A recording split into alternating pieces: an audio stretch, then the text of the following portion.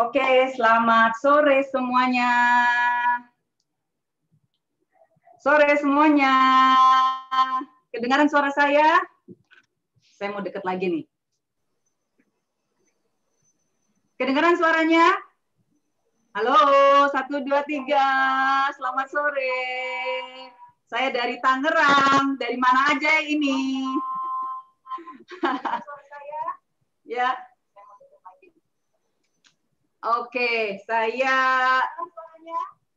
sebentar, saya mesti. Saya dari Tangerang. Dari mana aja ini? Suara double ya. Bentar ya. Supaya tidak double, saya mesti lakukan sesuatu. YouTube-nya ditutup gitu.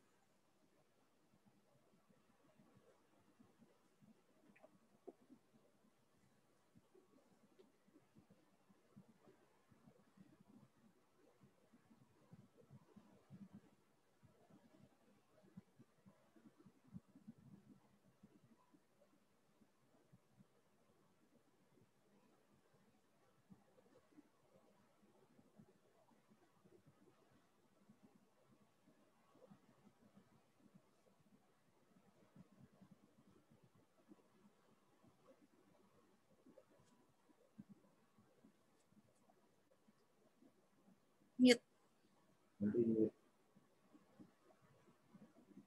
Ari, suaranya masih mute. Iya. Ya, betul sekali Bu Iin. Thank you Bu Iin sudah bisa bergabung bersama kami di sini. Ini hari so spesial ya Ibu Iin.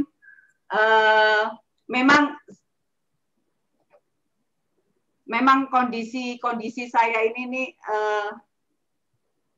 ya. Nah, kita nih sekarang berkumpul untuk hal-hal yang lebih baik dan hari ini kita akan khusus membahas tentang terapi alami untuk anak autis ya. Anak ABK adalah anak berkebutuhan khusus khususnya autis ya. Bapak Ibu sekalian, saya perkenalkan di sini Ibu Iin. Beliau adalah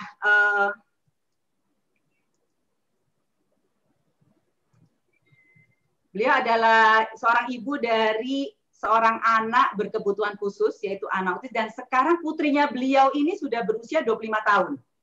Ya, sudah berusia 25 tahun, dan kondisinya sudah sangat, kalau dibilang normal, sudah sangat seperti anak remaja normal, sehat. Ya. Dan terakhir ini beliau, si putri ini ya, namanya Ruth Ansila. Ya, Ruth Ansila, seperti yang di undangan tercantum, bahwa Bu Iin ini juga penulis buku, di mana buku beliau adalah true story tentang kisah beliau menangani putri beliau, ya dari kecil sampai akhirnya menjadi salah satu wakil Indonesia. Jadi bukan salah satu, satu-satunya wakil Indonesia, betul ya Bu Iin ya? Wakil Indonesia untuk putri berbakat atau putri berbakat dari Indonesia, dan waktu itu diadakannya di India. Dan Ruth ini dapat juara di situ, Bapak Ibu. Keren ya, jadi bagaimana seorang anak berkebutuhan khusus dan akhirnya menjadi seseorang yang menjadi hero untuk remaja seusianya. Oke, ini wah ada Majalengka hadir, siap. Oke, tanpa panjang lebar, kita nggak usah lama-lama. Ya, saya berharap sebelum saya undang Ibu Iin untuk menyampaikan sharingnya, boleh nggak teman-teman dibuka videonya? Jadi kita bisa sama-sama kelihatan, ya. Jadi biar enak ngelihatnya, oh ini yang dari Majalengka, oh ini ada yang dari Balikpapan, oh ini ada yang dari Makassar, oh ini ada yang dari Jakarta, gitu ya. Jadi semuanya ini kita bisa saling kenalan. Setuju ya Bapak Ibu? Yuk dibuka, tapi saya harapkan posisi mic tetap mute supaya kita bisa dengarkan sharing Ibu ini dengan jelas. Baik, sebelum saya undang, sudah semuanya ya? Oke, saya langsung ke Bu Iin nih, Bu Iin. Selamat sore, Bu Iin. Selamat sore. Senang sekali nih, Bu Iin bisa hadir di sini. Ya, terima kasih. Saya juga happy. Baik. Iya, jadi kemarin ini ceritanya kita bincang-bincang tentang bagaimana membantu satu keluarga. Kebetulan di keluarga itu ada anak berkebutuhan khusus. Gimana nanganinya? Terus Bu In bilang, kenapa nggak kita adakan aja sekalian ya, kita undang banyak keluarga yang mungkin punya saudara, punya teman, atau bahkan keluarga tersebut mempunyai anak berkebutuhan khusus. Ini kan Bu In kan pengalamannya tuh udah 25 tahun gitu, setidaknya bisa dibagikan ke kami ini. Gimana Bu In ceritanya tuh? Ya, maaf ya Ari, anak saya yang autis itu sekarang usianya 23 tahun, bukan 25. Sorry, 23 tahun. Ya, Yes. yang 25 tahun itu kakaknya, yang pertama.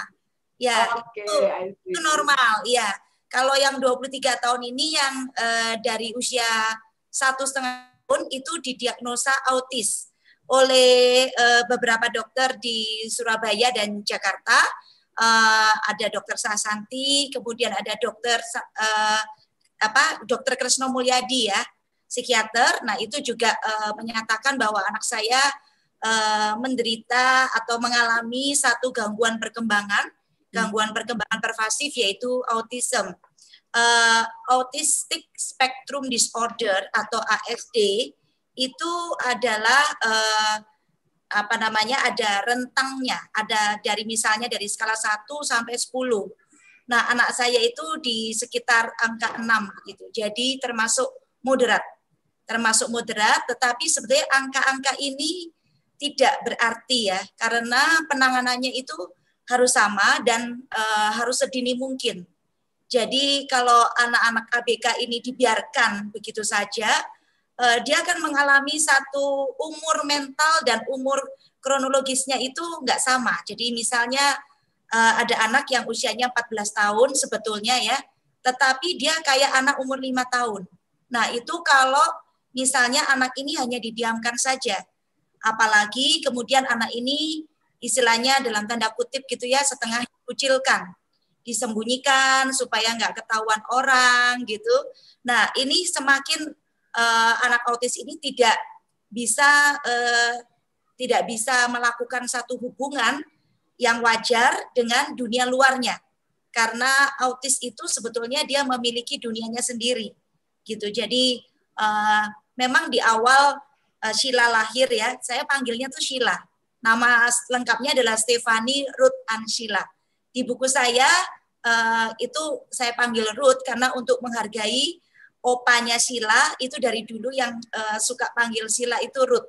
Jadi itu hadiah dari opanya gitu. Jadi karena saya mau menghormati opanya, jadi saya pakai buku saya judulnya Keajaiban Itu Bernama Ruth. Tapi saya biasa di rumah panggilnya Sheila gitu. Jadi di awal Sheila itu punya dunianya sendiri ya. Jadi saya juga bingung bagaimana harus menangani anak ini. Karena komunikasi dia itu nggak ada. Sama sekali nggak ada. Jadi itu boleh tahu di usia berapa Bu Iin? Kondisi yang Bu Iin sadar bahwa dia itu seperti punya dunia sendiri itu usia berapa? 1,5 tahun. Dan itu pun sebetulnya kalau saya nggak fokus gitu ya.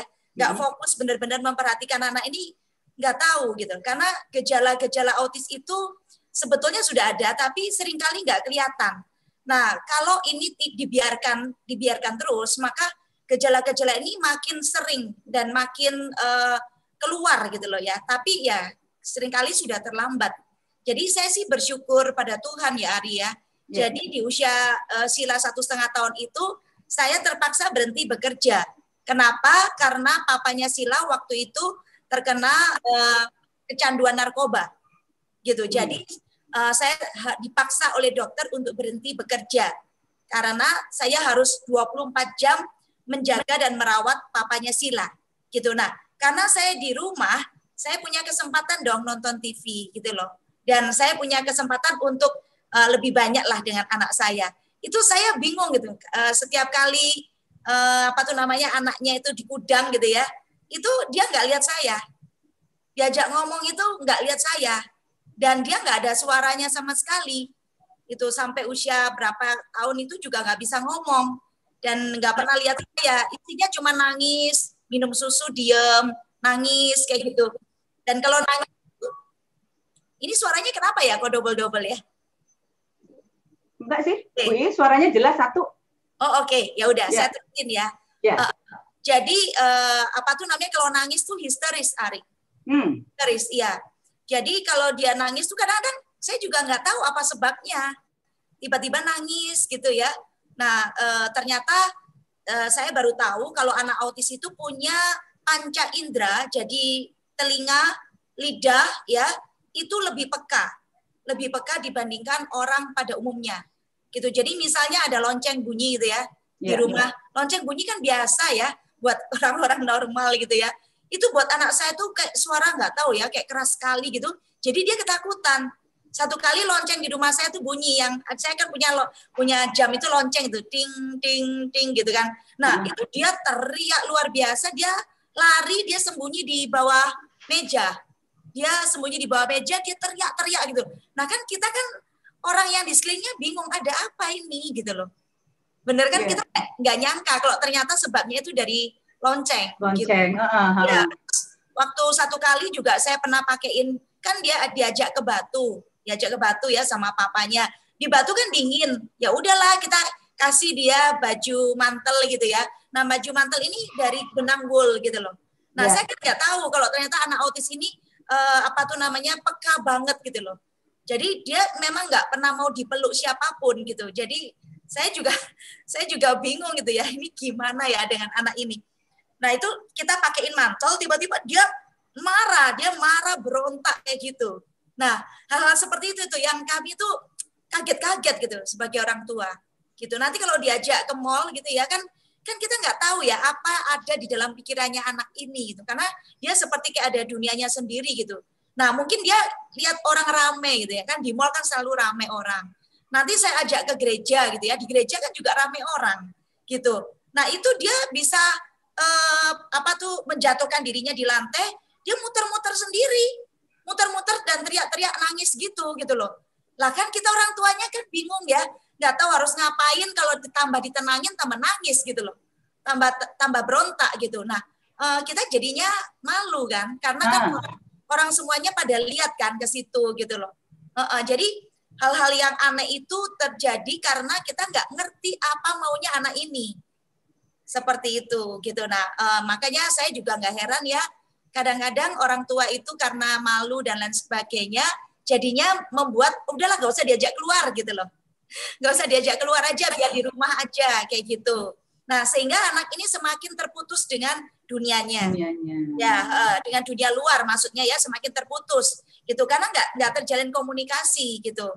Nah, padahal semakin Bapak Ibu menarik dia, tidak dikumpulkan dengan tidak berinteraksi secara sosial ya, istilahnya itu semakin menjauhkan dia dari mainstream. Jadi mainstream itu maksudnya itu anak itu bisa menyesuaikan diri dengan lingkungan sosialnya yang ada, dan itu harus dilatih sejak dini. Jadi nggak bisa kalau punya anak autis kemudian ditaruh di rumah saja. Nah jadi sebelum saya masuk ke terapi alami ya, ada hal yang sangat penting yang saya boleh bagi di sini ya. Saya sangat happy jujur ya untuk bisa sharing di sini karena memang akhirnya berhasil baik ya. Anak saya sudah tidak terlihat sekali jejak autismenya, dan hari ini dia bisa mandiri, dia bisa kerja, dia bisa sambil kuliah, dan semuanya itu baik gitu. Nah itu bukan karena terapinya sendiri, Bu Ari. Gitu loh. Karena kalau kita bicara terapi autis, yang nawarin itu banyak, macam-macam terapinya autis itu. Ya karena penelitian kan makin berkembang ya, kayak gitu. Jadi ada yang terapi dari diambil dari ini akar rambutnya, kemudian ada terapi yang diambil dari darahnya lah, dari maksudnya dari akar rambutnya itu diapain, Bu In? Saya juga nggak ngerti, soalnya saya ditawarin dari Belanda gitu. Jadi saya kan membangun hubungan kalau surat-suratan itu apa namanya? Korespondensi. Iya, saya zaman dulu kan cuma ada email ya, nggak ada seperti sekarang. Jadi saya dulu membangun hubungan korespondensi dengan apa tuh namanya, kelompok yang peneliti autism di Belanda. Di Belanda. Jadi mereka nanti keluarin jurnal apa, itu saya pasti ngejar. Saya baca-baca dari jurnalnya, itu banyak macam. Terapinya tuh macam-macam deh gitu.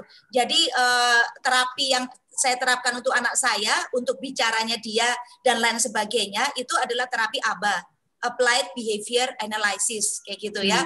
Itu adalah salah satu aja. Nanti ada yang namanya terapi CBT, Cognitive Behavior Therapy. Nanti ada namanya terapi okupansi. Nanti ada terapi pakai obat medikamentosa. Nanti ada terapi macam-macam deh, Bu Ari gitu loh. Nah, seringkali yang terjadi di masyarakat itu para orang tua ya, khususnya ibu-ibu nih ya, biasanya ya itu hunting terapi, dari satu terapi ke terapi yang lain, nyobain macam-macam terapi gitu ya. Nah, sebetulnya oke aja, itu merupakan satu ikhtiar ya yang memang perlu dilakukan oleh para orang tua. Tetapi sebenarnya ada the big secret, ada satu rahasia besar sebelum terapi itu sendiri. Jadi istilahnya gini, mau pakai terapi apa aja itu pasti ada hasilnya, kadang-kadang nggak ada hasilnya juga, seperti itu. Gitu. Jadi cocok-cocokan ya. Tetapi sebetulnya rahasia di balik terapi itu sendiri itu adalah the big secret-nya ini adalah tentang bagaimana sikap orang tua itu sendiri. Jadi itu yang paling penting. Makanya saya pada waktu nulis buku ini, Bu Ari, ya, buku ini kan sampai dibaca oleh istilahnya orang yang paling istilahnya pengambil keputusan di pihak Gramedia, kayak gitu. Ya, sampai dibaca, kemudian beliau berkomentar seperti ini terhadap buku saya, gitu. Dia bilang bukunya bagus, Bu, tapi kok nggak terlalu jelas ya terapinya itu kayak gimana, kayak gitu loh. Jadi buku saya dibandingin dengan buku-buku autism yang lain yang banyak cerita tentang terapi, gitu. Nah, saya sendiri bisa paham ya tentang komentar itu, tetapi saya punya versi sendiri, saya punya sudut pandang sendiri yang sebetulnya saya mau sampaikan di sini itu sebenarnya yang tidak ada di buku autism yang lainnya, yaitu the big secret-nya ini. Nah, the big secret ini yang biasanya itu justru di dalam keluarga yang ada anak ABK, the big secret-nya ini nggak dilakukan. Jadi mau terapi A sampai Z itu nggak bakal merubah ini anak. Nah, itu apa the big secret-nya? The big secret-nya adalah satu pengakuan dan penerimaan dari kedua orang tua. Nah, ini Bu Iin, saya dapat beberapa informasi yang saya dapatkan ya. Ini mungkin ada Bapak Ibu yang hadir di sini yang punya putra-putri ABK ya, yang boleh sharing, boleh ngechat ya, silahkan ya dengan pengalaman-pengalaman terapinya selama ini.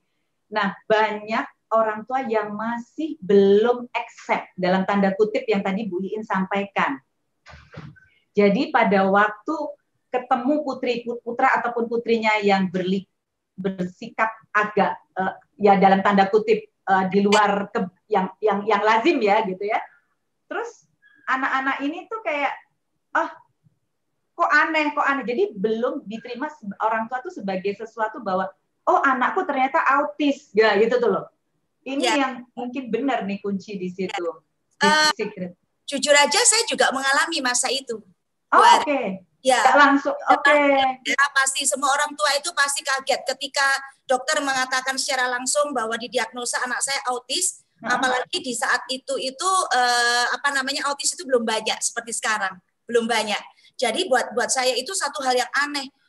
Autis gitu loh. Terus kita harus ngapain ya kayak gitu. Terus anak ini akan sampai seberapa jauh dia mengalami kondisi keanehan yang kayak begitu gitu ya. Nah, saya nggak bisa nyebutin satu persatu keanehannya, nanti Bapak Ibu bisa baca di buku ini gitu ya, karena waktu kita pendek ya di Zoom kali ini ya. Nah, itu saya ada penolakan pertama kan ada rasa kecewa betul. Kenapa kok lahirkan anak seperti ini gitu ya. Nah, kemudian dari kecewa itu kemudian ada satu sikap kita itu yang pasrah gitu loh. Tapi pasrahnya bukan pasrah yang positif, pasrah yang negatif. Ya udahlah, ya udah disembunyiin aja kayak gitu kan kebanyakan orang gitu. Nah, tetapi saya waktu itu kebetulan karena saya mencari banyak bacaan tentang autism, kan di Indonesia belum ada waktu itu. Nah, saya tuh cari banyak itu buku-buku dari luar negeri dalam bahasa Inggris. Kemudian ya jujur aja yang bikin pinter saya bahasa Inggris terbiasa bahasa Inggris tuh ya gara-gara masa itu gitu, karena banyak baca buku bahasa Inggris. Dan saya kalau nggak ngerti itu buka kamus kayak gitu Bu Ari, satu persatu gitu. Kemudian di situ saya ketemu ada satu puisi ya yang dibuat oleh orang tua anak autis itu dari Belanda, dan apa tuh namanya, di situ diterjemahkan tentang betapa Tuhan dan para malaikat itu berkumpul untuk rapat khusus gitu ya.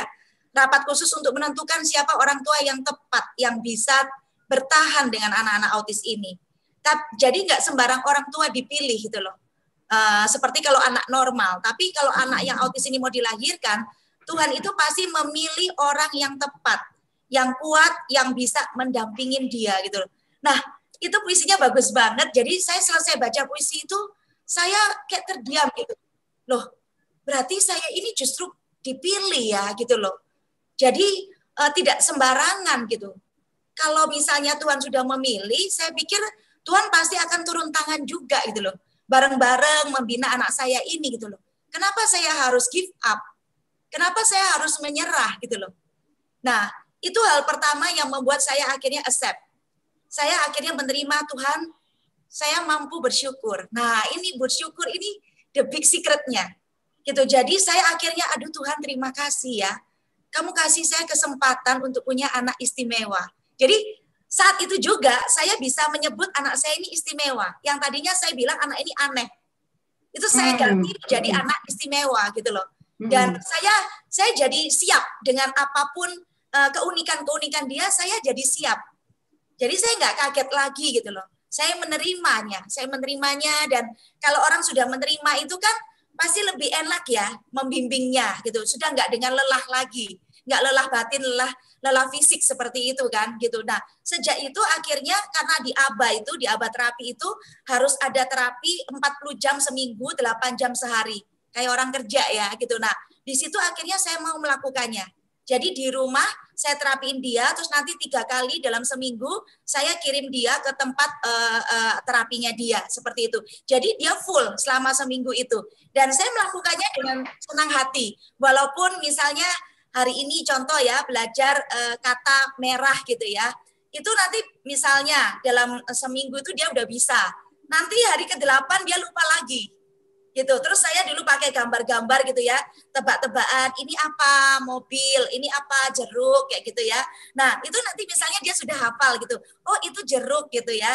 Nah, nanti bisa di hari keberapa dia lupa lagi dan dia bilang itu mobil padahal itu jeruk gitu. Nah, jadi kan kayak gitu tuh kan apa ya? Kayak roller coaster gitu loh. Orang tua itu orang tuanya tuh udah seneng jatuh lagi, udah seneng jatuh lagi. Nah, itu akhirnya saya udah nggak mengalami satu kekagetan karena saya sudah menerima dulu. Dan ketika menerima, dia akan cari tahu autis ini sebetulnya kayak gimana. Saya betul-betul mempelajari tentang autis itu sendiri gitu. Akhirnya saya mencoba masuk ke dalam dunianya Sila. Gitu. Jadi saya paham kalau dia di sekolah gitu ya, dia nggak bisa berkumpul dengan teman-temannya. Jadi dia suka itu di WC. Ya, dia makan roti pun di WC gitu ya. Kemudian dia istirahat itu dia nggak pernah kumpul sama teman-temannya. Dia di perpustakaan. Nanti di perpustakaan dia ambil satu buku, ya buku itu terus yang dibaca. Nggak bosan-bosan. Ya cuma dilihat-lihat itu buku pewayangan yang dulu dia buka gitu loh. Dia sembunyi di bawah meja. Udah di perpustakaan kan sepi ya. Itu dia masih sembunyi di bawah meja.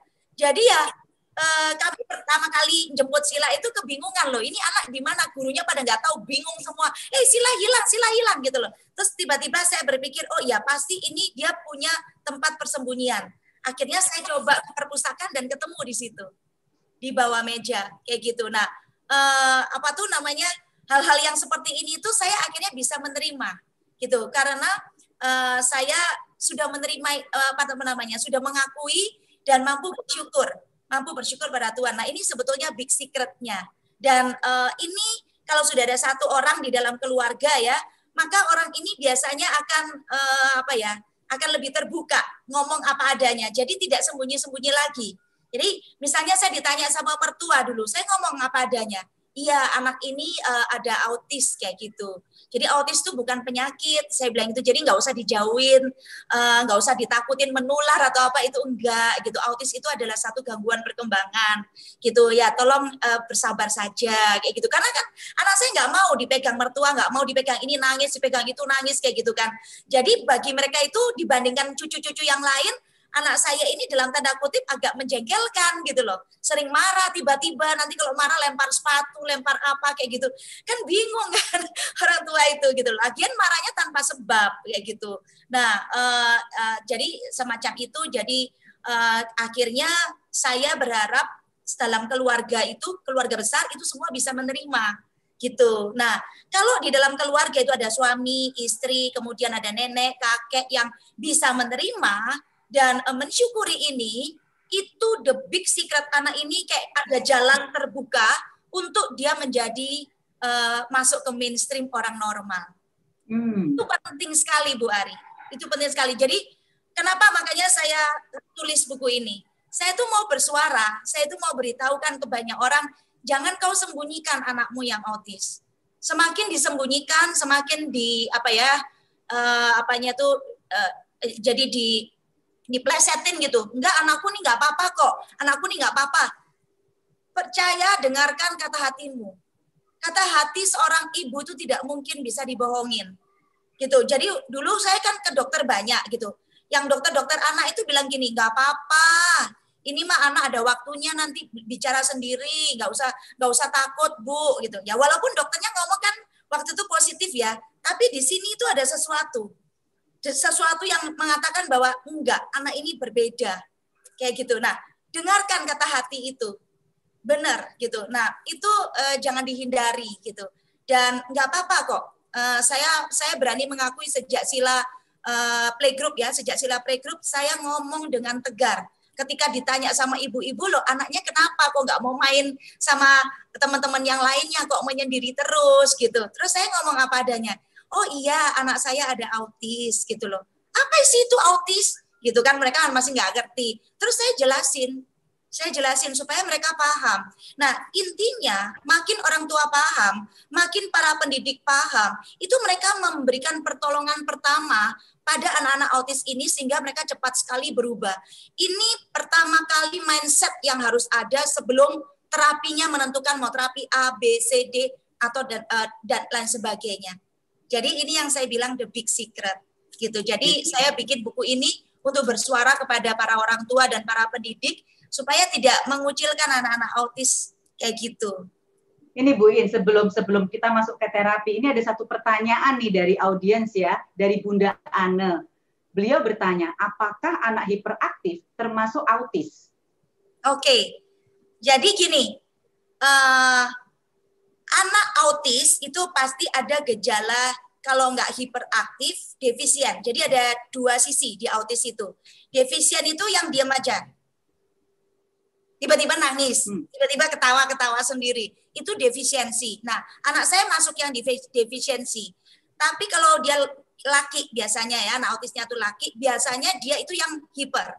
Nah, jadi gini, di dalam autism, di dalam ASD, biasanya selalu ada hiperaktif. Tetapi tidak semua anak hiperaktif itu autis. Bagaimana membedakannya? Ya, membedakannya begini. Kalau hiperaktif saja ya, berarti itu memang hiperaktif. Nanti istilahnya ada yang namanya ADD, Attention Deficit Disorder. Jadi anak yang kurang konsentrasi, kurang perhatian. Atau ADHD, Attention Deficit Hyperactive Disorder. Nah, ini ada hiperaktifnya. Nah, tetapi dia gejala-gejala yang lain nggak ada. Kalau anak autis itu harus ada 6 gejala minimal. Ya, salah satunya hiperaktif itu. Tapi yang lain-lainnya itu ada. Misalnya kontak matanya nggak bisa. Kemudian yang tadi saya bilang interaksi sosialnya nggak ada. Gitu. Jadi kalau anak hiperaktif dia masih bisa berteman. Tapi itu bukan autis, itu hiperaktif. Tapi kalau autis ini dia memang udah nggak mau berteman. Kemudian dia peka, ya indranya tuh peka banget gitu. Kemudian dia emosinya gampang tantrum. Nah, kalau misalnya anak hiperaktif aja dia nggak gampang tantrum gitu. Nah, jadi Bapak Ibu mesti kenali kenali anak Anda. Nah, misalnya Anda tidak mampu sendirian mengidentifikasi ya, nggak apa-apa, bawa pergi ke psikolog, bawa pergi ke psikiater. Jadi orang itu perlu second opinion. Nah, nanti dari opini itu, nanti Bapak Ibu dibantu. Karena kalau psikolog yang paham, psikiater, dia akan melihat secara keseluruhan, holistik. Jadi tidak hanya melihat melulu, oh ini hiperaktif, lalu pasti autis. Enggak, seperti itu. Harus dilihat yang lain-lainnya, gejala lainnya. Seperti itu. Contoh kalau anak autis itu dia ada kemelekatan tertentu. Kalau anak hiperaktif nggak ada keterikatan dengan benda tertentu. Kalau anak autis ada, dia dicari pasti ada. Misalnya dia suka kantong kresek. Biasanya keterikatan dengan benda-benda yang sepele gitu ya. Jadi anak saya itu suka kertas kado, bukan kadonya, kertas kadonya. Kayak gitu. Gitu. Jadi dia kumpulin kertas kado. Terus kalau kemana-mana kumpulin brosur kayak gitu. Aneh kan kayak gitu. Nah, ini anak autis seperti itu. Ya, kurang lebihnya begitu Bu Ari. Oke, terus ini tadi ada pertanyaan dari Bu Ibu Lia ya. Dia bertanya, bagaimana Bu In tuh bisa ngajarkan putrinya itu tadi bersosialisasi dengan teman-temannya? Apakah ada cara ngajarkan khusus? Oh ya, oke. Jadi kan pertama kan saya kan ketahuan kalau itu autis 1,5 tahun. Nah jujur, walaupun saya psikolog, tapi di ilmu saya tuh nggak diajarkan tentang autism infantil. Autism infantil itu adalah autism, gangguan autism pada masa kanak-kanak. Gitu. Nah, yang saya belajar adalah autis di dalam bidang schizofren. Jadi schizofren itu orang gila, ya. Nah, itu ada gejala autism di dalamnya. Kan orang gila nggak bisa berhubungan dengan dunia luar, kan? Nah, itu di dalamnya ada disebut autism. Tapi itu berbeda dengan autism infantil, gitu. Jadi pada waktu anak saya didiagnosa autis, saya juga bingung. Loh, ini gimana ya cara handle-nya? Karena tidak diajarin di dalam kuliah saya, kayak gitu. Nah, akhirnya saya menerima pertolongan dari Dokter Kresno. Jadi pada waktu Dokter Kresno menawarkan, Ibu ini harus terapi sedini mungkin. Gitu. Terapinya ya di masa itu ya, saya memang nggak ada duit gitu ya. Karena kan tadi kan saya bilang ada background papanya Sila kena narkoba. Jadi uang kami tuh habis. Jadi pada waktu itu biaya terapinya itu 4 jutaan 1 bulan dan itu 3 kali seminggu gitu ya. Nah, pada masa itu uang 4 juta itu besar sekali Bapak Ibu gitu. Tapi akhirnya saya pilih gitu, ya udahlah nggak apa-apa gitu daripada anak ini nanti terlambat di terapi gitu. Nah, banyak orang tua yang istilahnya gini loh, apa tuh ya? Menomorduakan anak itu ya. Dengan alasan saya nggak ada duit kayak gitu. Nah, kalau saya itu untungnya nggak seperti itu. Walaupun saya nggak ada duit, saya percaya aja bahwa nanti dicariin pasti ada lah, nanti bisa kayak gitu loh. Jadi saya tuh begitu besar punya kepercayaan bahwa Tuhan itu nggak akan meninggalkan saya. Ya mungkin karena saya sudah menerima itu ya. Karena saya sudah menerima, saya sudah bersyukur, saya yakin Tuhan pasti bantu. Tapi kalau saya masih belum bersyukur, saya masih bertanya terus sama Tuhan, kenapa sih Tuhan kok aku dikasih anak ini gitu loh. Berarti kita itu masih nggak nyambung sama Tuhan. Jadi masih protes istilahnya. Nah kalau masih protes sama Tuhan, kan nggak bisa bekerja sama ya dengan Tuhan ya. Betul ya, kayak gitu loh. Jadi karena saya sudah bersyukur, saya sudah menerima ini anak ini benar-benar gitu ya. Jadi saya percaya, oh Tuhan ini pasti bantu. Termasuk uang untuk terapi, saya yakin ini Tuhan nanti pasti bantu. Pasti nanti ada aja uangnya. Dan itu betul loh Bu Ari. Pas giliran bayar terapi itu ada aja uangnya. Nggak tahu dari mana, pokoknya ada aja gitu. Dan saya juga pada waktu itu saya berbisnis gitu ya, mulai merintis bisnis yang kecil-kecilan gitu ya, yang bisnis yang istilahnya modalnya yang murah banget gitu. Karena saya harus berusaha dari rumah, saya bisa mengerjakan sesuatu yang menghasilkan uang kayak begitu. Nah, jadi singkat kata itu pada waktu saya kirim anak saya terapi, di situ dia mulai diajarkan hal-hal paling mendasar. Contoh, diajarkan bagaimana tepuk tangan dulu. Terus diajarkan bagaimana tersenyum sama orang. Terus diajarin salaman, kayak gini. Nah, terus diajarin, pokoknya hal-hal yang sederhana.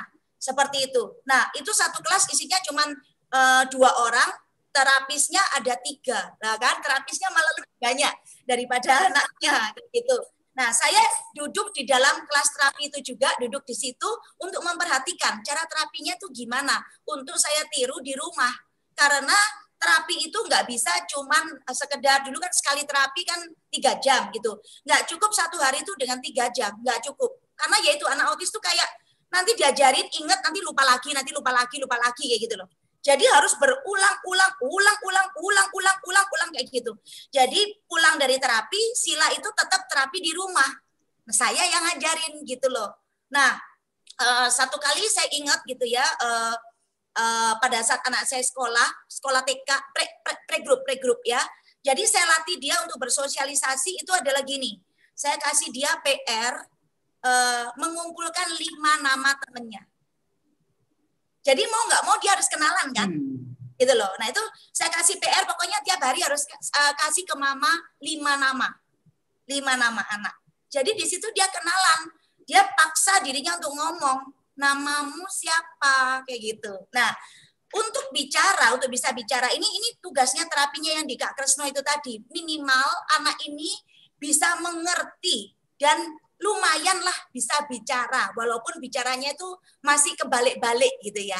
Gitu. Nah, itu tugasnya terapi di awal. Nah, kalau misalnya sudah terapi di awal, itu kan kalau zaman sekarang enak ya, ada sekolah yang memang mengkhususkan anak autis gitu. Itu boleh. Masuk di situ boleh. Tapi zamannya Sila dulu yang ada tuh cuma sekolah umum sama sekolah luar biasa.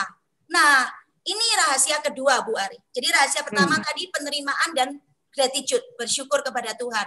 Penerimaan dan bersyukur. Nah, rahasia yang kedua itu menurut saya adalah perlakukan anak ini sebagai anak normal. Jadi anaknya autis ya, tapi saya tolak itu. Jadi tolak itu maksudnya gini, saya tidak mau memperkatakan dan membayangkan terus nanti yang jelek-jelek gitu loh. Yang dia nggak punya masa depan lah, yang dia nggak bisa sekolah lah. Nah itu seringkali bermain-main di logika kita karena melihat kondisi nyatanya memang anaknya begitu gitu loh. Nah itu saya tolak, saya nggak mau mikir itu.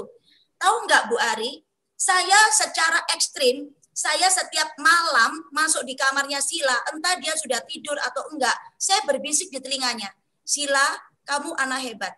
Kamu anak normal, kamu anak luar biasa. Dan karena waktu zaman kecil itu dia suka pakai baju putri ya, baju Barbie gitu loh, ya, baju Cinderella lah apa gitu. Jadi saya ini tiba-tiba ngucap, oke, Sila suatu saat jadi putri. Saya bilang gitu loh, nggak ngerti putri apa, saya juga nggak ada gambaran. Pokoknya saya ngomong aja, kamu anak hebat, kamu anak normal, kamu luar biasa, masa depanmu cerah, kamu jadi putri yang luar biasa, kamu menginspirasi banyak orang. Itu saya sebutkan tiap hari. Tiap hari. Ini rahasia besarnya Bapak Ibu. Jadi saya juga memperlakukan Sila sebagai anak normal. Jadi saya ajarin, oke, makan bareng. Kemudian nanti ada sekolah kan ada yang harus disiapin tasnya. Itu saya biarkan dia menyiapkan sendiri. Ya kadang-kadang banyak lupanya Bu Ari, namanya anak autis. Dia pernah saya kasih uang sekolah, kasih uang pangkal 8 juta, nggak dikasih ke gurunya, dia bengong di mana ya itu, lupa saya. Ya, kami cari-cari 8 juta Bu Ari gitu. Jadi iya, jadi istilahnya saya memperlakukan dia seperti anak normal. Kalau misalnya dia lupa bawa sesuatu, ya udah, nggak apa-apa, dia biar pulang kembali ngambil seperti itu. Jadi saya tidak membedakan kedua anak saya ini. Semuanya saya anggap normal. Jadi sekolahnya juga di sekolah normal. Sekolah anak umum, sekolah umum. Ya, walaupun waktu itu semua kepala sekolah itu ngomong, Bu, masukkan anaknya di SLB. Terus saya pikir gini, SLB itu kan sekolah luar biasa, sekolah anak cacat. Nah, autis ini bukan anak cacat mental, bukan. Autis ini pasti ada kelebihannya yang Tuhan kasih. Tinggal cari aja, kelebihannya pasti ada. Seperti itu. Nah, biasanya dia di bidang seni, ada yang gambar, ada yang nyanyi, ada yang kayak Cody, siapa itu yang American Idol itu loh. Oh ya. Cody itu loh, Cody. Itu kan dia kan juga autis, tapi dia tiba-tiba dia bisa main piano. Dia bisa nyanyi dengan sangat enak. Nah, itu kelebihan dari Tuhan. Nggak perlu belajar, dia bisa loh. Nggak perlu les. Keren kan gitu loh. Nah, itu anak autis, jadi dia bukan anak cacat mental. Nah, kalau dia bukan anak cacat mental, dimasukkan ke sekolah cacat. Otomatis teman-temannya kan cacat ya. Nah, anak autis ini belajarnya dengan cara meniru, imitasi. Jadi orang di sekitarnya itu harus memperbaiki perilakunya sendiri. Contoh, saya tidak izinkan pembantu saya itu ngomong gak karu-karuan. Misalnya contoh gitu, misalnya masukkan barang ini ke sana. Misalnya ngomongnya tuh gitu yang normal itu ya. Nah, pembantu saya ngomong gini, masuk no gitu. Nah, itu saya bilang, jangan bikin bingung anak autis. Kita harus pakai bahasa standar. Sama. Iya, betul, kayak gitu. Apalagi ngomong negatif, nggak boleh kayak gitu. Itu dulu saya pada saat nerapi sila itu sampai tak kumpulin loh, pembantuku 2 itu tak kumpulin untuk ikut mendengarkan. Kayak begitu. Gitu. Jadi kita terapi sama-sama, ini terapi yang intensif ya, seperti itu. Nah, jadi pada saat anak ini diperlakukan sebagai orang normal, yang nggak heran jadinya normal. Tapi kalau misalnya saya masukkan di sekolah cacat, dia akan meniru perilaku anak cacat. Nah, anak cacat kan kadang-kadang ada yang ngomongnya pelo-pelo tuh. Ada yang dia mungkin tingkah lakunya aneh. Ditiru. Saya pernah Bu Ari, waktu itu diminta oleh salah satu teman saya orang Filipina untuk jadi saya sebagai konsultan. Jadi dia kirim anak-anak autis ke rumah saya yang menentukan apakah anak ini layak untuk masuk sekolah atau enggak, atau harus terapi dulu. Saya yang tugas menentukan itu. Nah, datang ke rumah saya berbagai macam anak autis, dari level yang paling berat sampai level yang paling ringan. Nah, terus anak-anak autis ini kan dia heboh kan, karena anak saya kan autis yang defisien.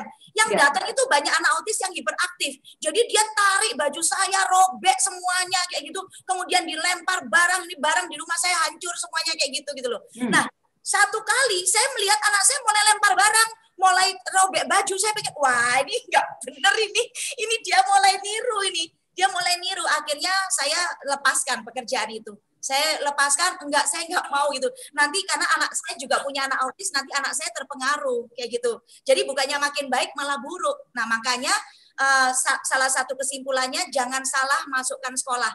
Kalau misalnya di kota Anda tidak menemukan sekolah khusus untuk autis, nggak apa-apa, masukin aja di sekolah umum.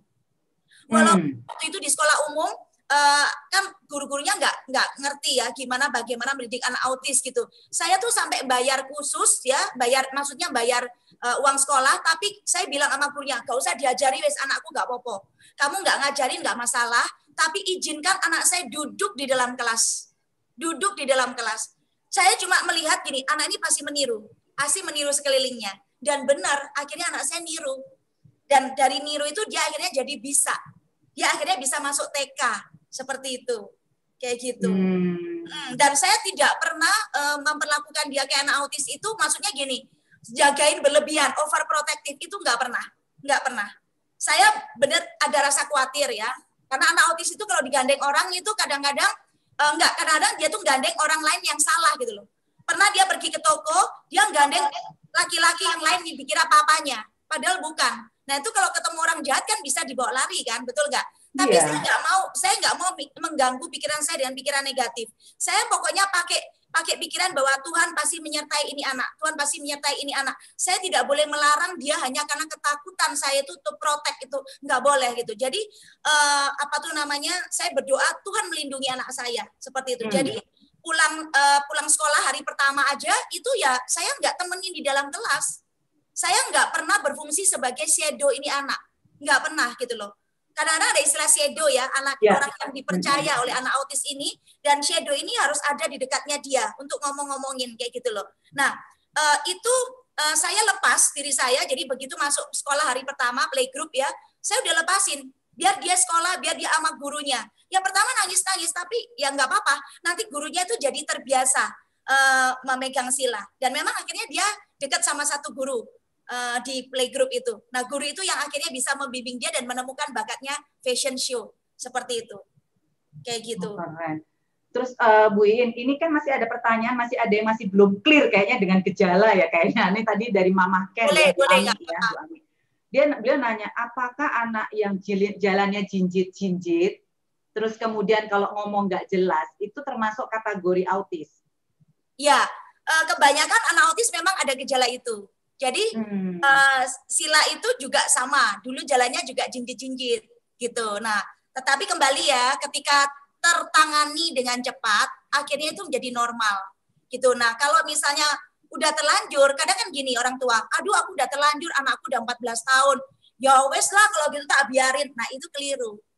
Jadi ada istilah better late than never untuk orang tua anak ABK.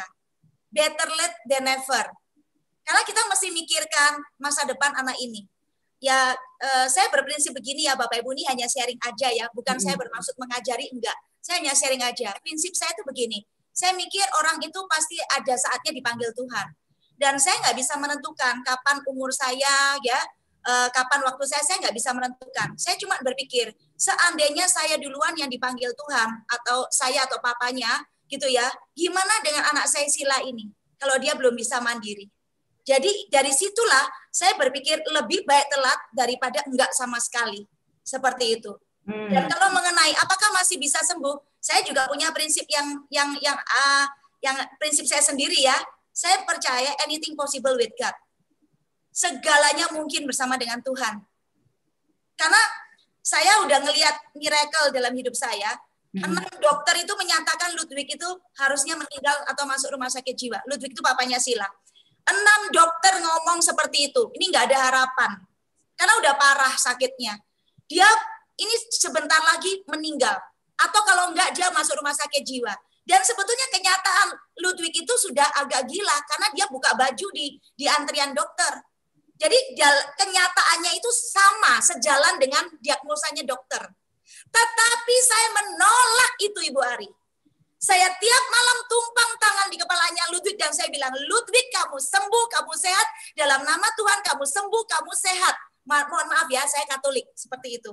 Dan hari ini, Bu Ari kenal sendiri Pak Ludwig seperti apa. Itu salah satu miracle yang saya lihat. Jadi saya percaya banget bahwa kuasa Tuhan itu sungguh besar. Tuhan itu maha besar, jadi tidak mungkin tidak membuat sesuatu yang bagi manusia itu nggak mungkin, bagi Tuhan itu mungkin. Jadi bagi saya tidak ada istilah terlambat. Selalu apa yang Anda yakini itu yang terjadi.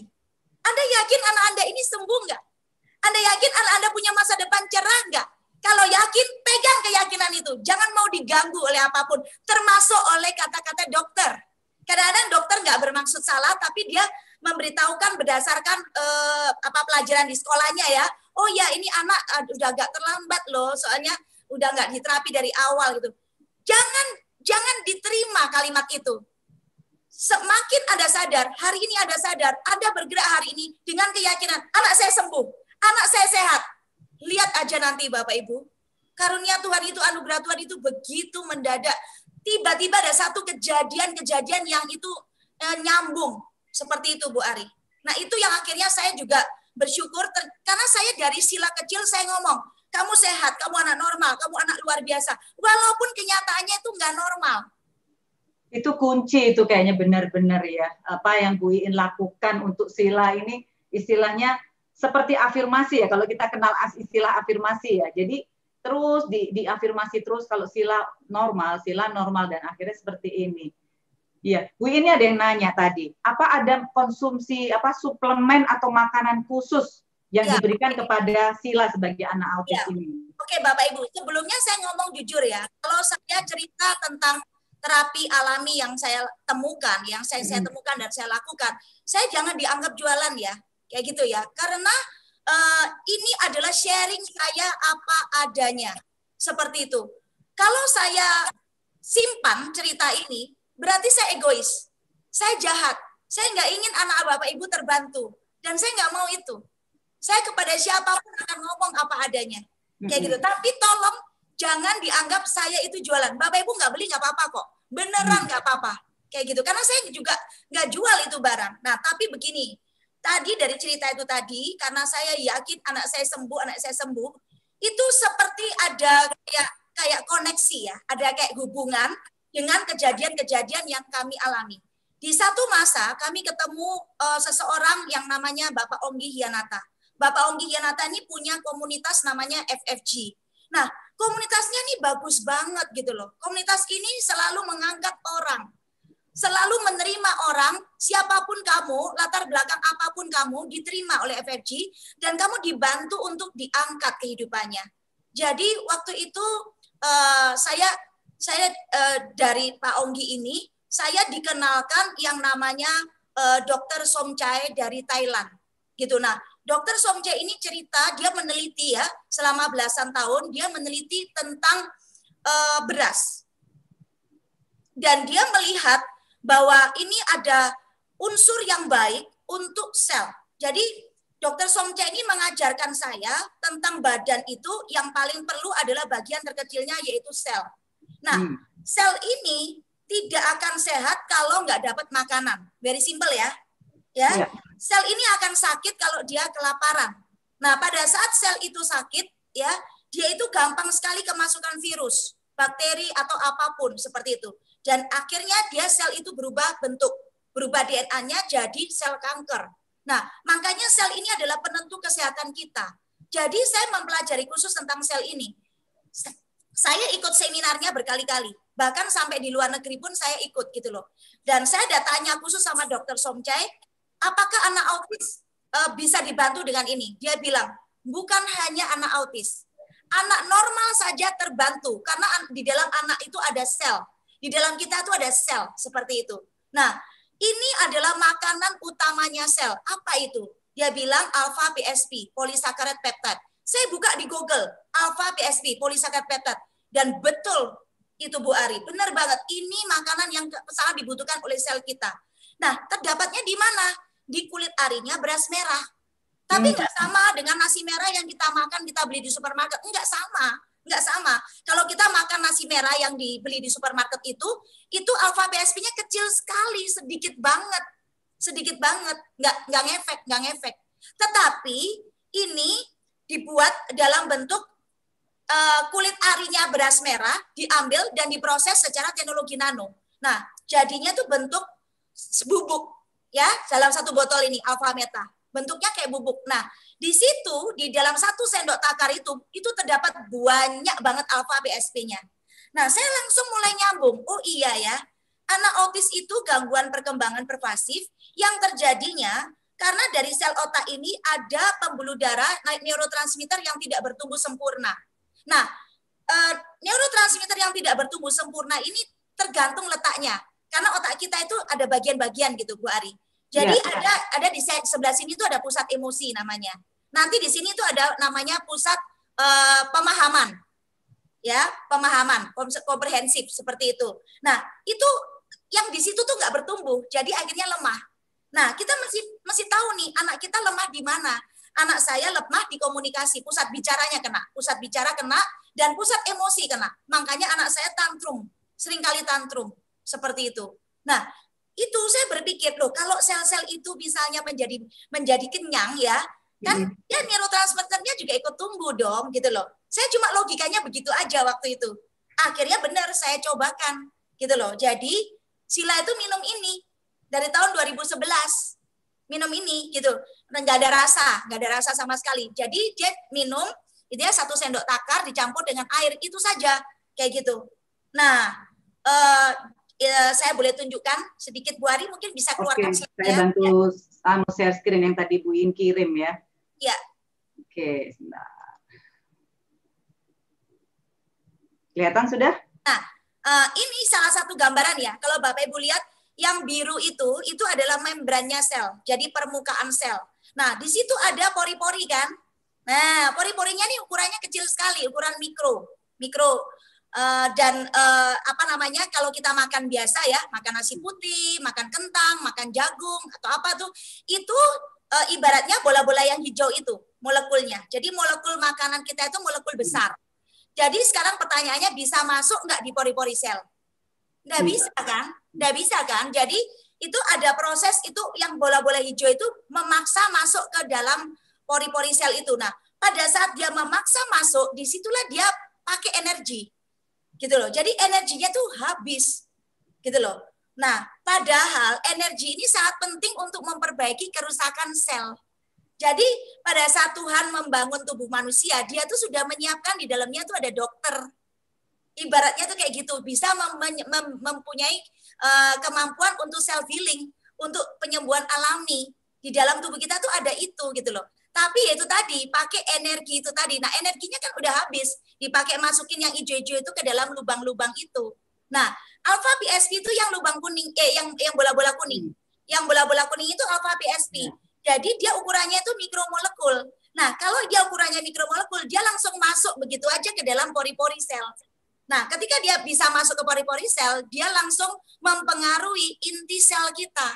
Nah, pada waktu saya lihat gambar ini, saya happy banget. Oh, ini keren ini gitu loh. Berarti alpha PSP makanan sel ini tadi bisa nyampe ke inti sel. Nah, coba Ibu Ari slide yang berikutnya.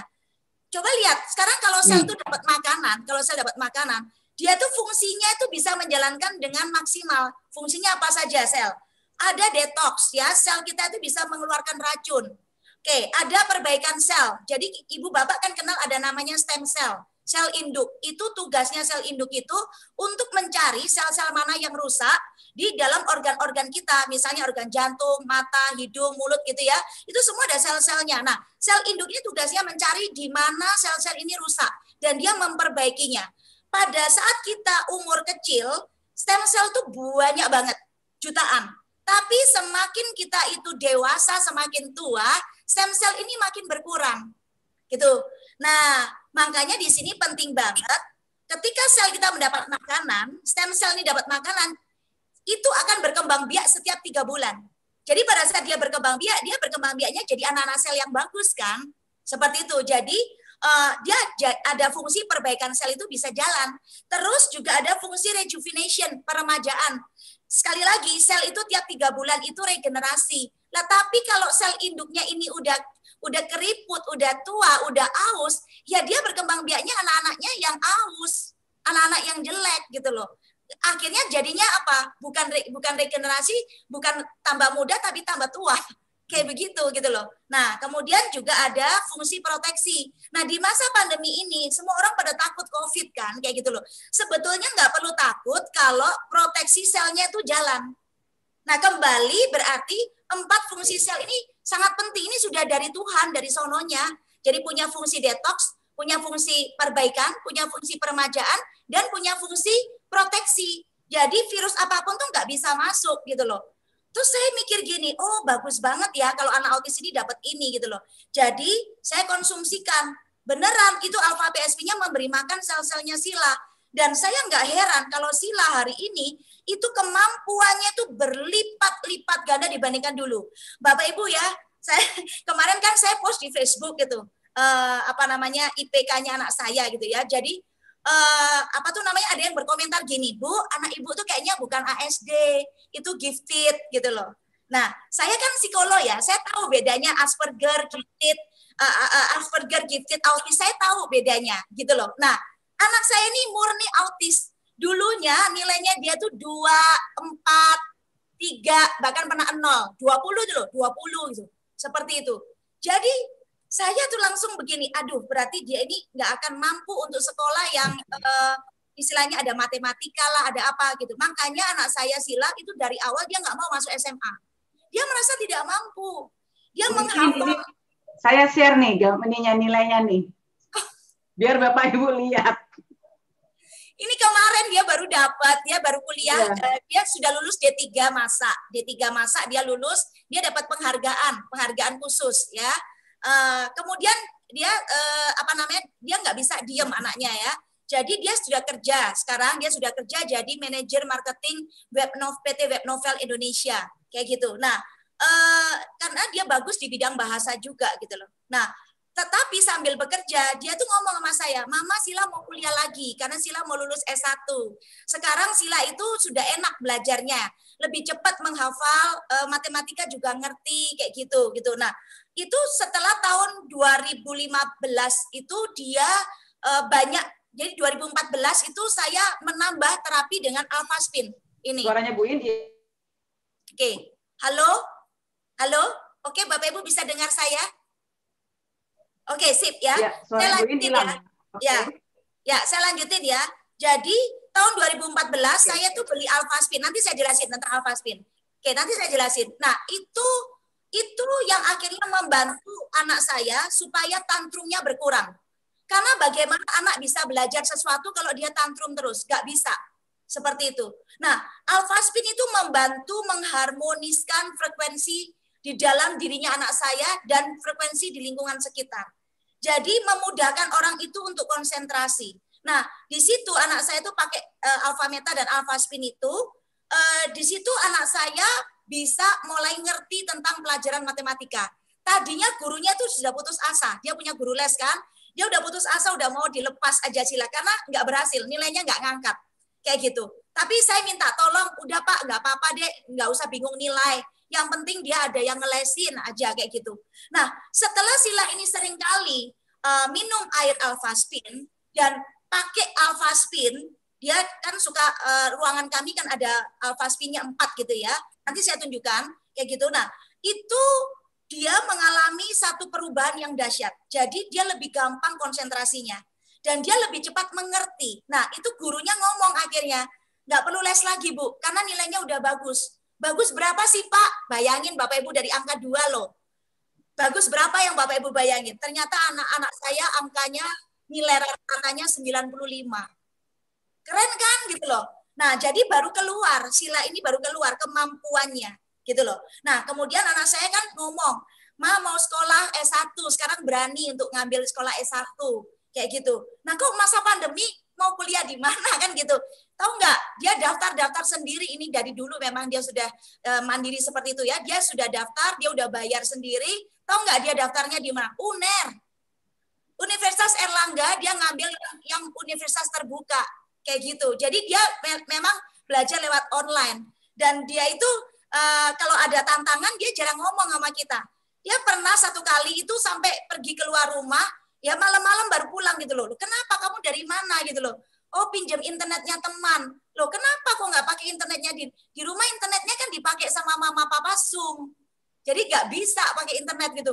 Jadi dia tuh belajar itu sampai malam-malam kayak gitu hanya untuk supaya ujian. Jadi dia pernah PR-nya itu nggak dinilai sama gurunya. Nggak dinilai gara-gara nggak ada internet. Seperti itu berdoanya. Terus saya begini, ya ampun Sila, kenapa kamu nggak cerita sama mama? Nggak apa-apa, Sila berusaha nanganin sendiri gitu loh. Nah terus kemarin ujian gitu dia nggak pernah ngerepotin gitu ya. Pokoknya belajar sendiri, bangun sendiri, kadang jam 2 itu masih belajar seperti itu. Nah itu kemudian kemarin dia lihat hasilnya, dia nggak berani lihat, dia suruh kakaknya lihat, aku nggak berani lihat Kak, berapa nilaiku gitu loh. Terus kakaknya teriak-teriak, Ma, Sila nilainya 4, IPK-nya 4. Loh, saya pikir gini, 4 itu kan sempurna ya. Dan beneran loh, itu tadi hasilnya Bapak Ibu. Ada 7 mata kuliah, ke-7-7-nya tuh nilainya A. Jadi, beneran gitu loh. So, saya gini, ya ampun, dia memilih bidang yang tepat. Saya nggak paksa. Jadi Sila bilang, Sila pilih bidang ilmu komunikasi, mah. Kayaknya Sila memang ada bakat di sini. Kayak gitu. Jadi dia pilih itu. Gitu. Nah, berarti kan ada efek kan? Yeah. Alpha meta ini ada efek kan? Nah, jadi dia milih itu alpha meta. Nah, saya tambahkan lagi di tahun 2019 itu ada Vetomax. Nah, ini Vetomax itu ini. Nah, Vetomax ini dapatnya dari perusahaan yang sama yang dikenalkan sama Pak Onggi tadi. Karena kan kalau Bapak Ibu sudah percaya satu produk, perusahaan ini mengeluarkan produk lain, biasanya Bapak Ibu akan gampang percaya. Dan ini saya lihat sederhana banget. Jadi tidak ada bahan chemistry sama sekali di barang-barangnya Bisword ini. Pure, alami. Alpha meta itu kalau Bapak Ibu nggak tutup ya, dia akan oksidasi. Kenapa? Karena dia tanpa bahan pengawet sama sekali. Jadi ini murni ekstrak beras merah, kulit arinya, seperti itu. Nah, kemudian ini ekstrak sayur dan buah. 22 jenis sayur-sayuran dan buah-buahan 5 warna. Dengan berbagai vitamin dan mineral yang bisa dikeluarkan dari situ. Nggak ada bahan chemistry sama sekali. Pertanyaannya, kalau saya nggak minum Vitomax boleh nggak? Boleh. Tapi pertanyaannya, berapa banyak sayur yang Bapak Ibu konsumsi? Paling cuma 2 macam. Betul nggak? Kayak gitu. Paling masak ya kangkung lah, ini bayam lah, dan sebagainya seperti itu. Tapi nggak mungkin sampai 22 jenis 400 gram sehari. Nah, padahal WHO itu menyatakan kita itu butuh sayur-sayuran dan buah, makanan serat itu 400 gram per harinya. Ayo coba loh. Makanya gimana itu? Jadi saya pikir loh, kalau ini bisa dalam bentuk yang sangat sederhana seperti ini, why not gitu loh. Jadi saya kasih juga sila. Saya yakin ini pasti ada efeknya. Makanya sampai hari ini tahun 2021 kuliahnya bagus gitu loh. Gitu. Jadi ini cuma 10 tetes, ditetesin aja dalam gelas, tinggal diminum kayak gitu. Nggak ada rasa. Oke, nah Bu Ari boleh buka slide-nya. Oke. Yang Vitomax. Ya, dah. Ya oke. Ini loh Vitomax itu. Jadi dia itu terdirinya dari fitonutrien. Kandungan utamanya dia itu fitonutrien. Nah, fitonutrien itu ada di tanaman dan buah. Jadi kalau Bapak Ibu lihat ya, tanaman itu ada yang bisa tumbuh di daerah bersalju. Kok bisa ya? Karena dia punya sistem proteksi diri. Dan kalau tanaman itu disayat, dia kan bisa sembuh sendiri kan, gitu loh. Makanya kenapa ada dokter hewan tapi nggak ada dokter tanaman? Karena tanaman itu punya kemampuan menyembuhkan dirinya sendiri. Nah, itu hebatnya fitonutrien gitu loh. Nah, jadi ini karena kandungannya fitonutrien, dia bisa untuk antioksidan. Dia bisa anti mikroba, anti tumor. Kemudian menormalkan gula darah, menormalkan kolesterol, bertindak sebagai mengaktifkan hormon-hormon secara balance. Nah, saya lihat kok bagus banget gitu loh. Dan minumnya cuman simple aja gitu, nggak ribet gitu. Ya udah, saya kasih juga sila Vitomax ini. Dan kemudian yang tentang boleh lagi Bu Ali slide-nya. Nah, ini jadi dalam Vitomax ini ada kecukupan dan ada variasi karena bukan cuma satu macam sayur dan buah, tapi ada 22 jenis gitu ya, dan dia balance, seimbang dalam jumlah yang cukup seperti itu. Nah, terus kemudian ada yang barang yang satu lagi yang saya bilang tadi saya beli di tahun 2014, itu Alphaspin. Nah, Alphaspin ini barang yang unik, yang tidak gampang ditemui di mana-mana ya, karena ini yang buatan Jerman. Jadi barang yang asli itu dari produksi Jerman. Nah, kebetulan saya ketemu tahun 2014 ya, jadi dia itu ada di dalamnya itu ada gelombang frekuensi, dan gelombang frekuensi ini yang tujuannya adalah mengharmonisasikan radiasi dari handphone, dari komputer, dari TV, AC, dan lain-lain. Nah, sekarang Bapak Ibu mesti sadar, kita ini sudah hidup di era milenial. Nah, di masa pandemi, anak semua sekolahnya nggak ada yang datang. Di masa pandemi, semua sekolahnya online. Nah, karena kita mau menghindari nggak kena COVID, tapi kita nggak kena COVID, di dalamnya kita kena radiasi dari komputer, sama aja bohong. Nah, karena radiasi ini penyebab sel-sel itu berubah bentuk jadi sel kanker, kayak gitu. Memang nggak langsung, tapi di masa tertentu nanti akan jadi kanker. Nah, pertanyaannya, mau nggak kita punya anak cucu cicit keturunan kanker? Nggak mau lah, kayak begitu gitu. Jadi saya tunjukkan sebentar Ari. Alphaspin, ya sebentar. Nah, ini Bapak Ibu perhatikan, dia itu mengeluarkan gelombang frekuensi yang seperti pendar-pendar itu, Bapak Ibu. Dan itu dalam jarak 2 meter, seperti itu.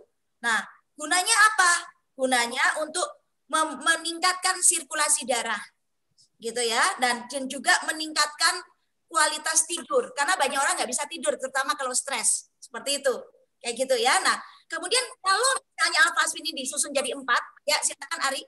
Next, disusun jadi 4. Nah, seperti ini susunnya 1, 2, 3, 4. Ada cara naruh gitu ya. Maka seluruh ruangan itu 100 meter kali 100 meter, semua orang yang ada di dalamnya itu akan terproteksi dari radiasi. Gitu loh. Jadi itu yang membuat saya gini, wah keren ini. Bayangkan kalau rumah saya dilindungi dengan 4 Alphaspin. Terbentuk ini yang namanya medan kuantum.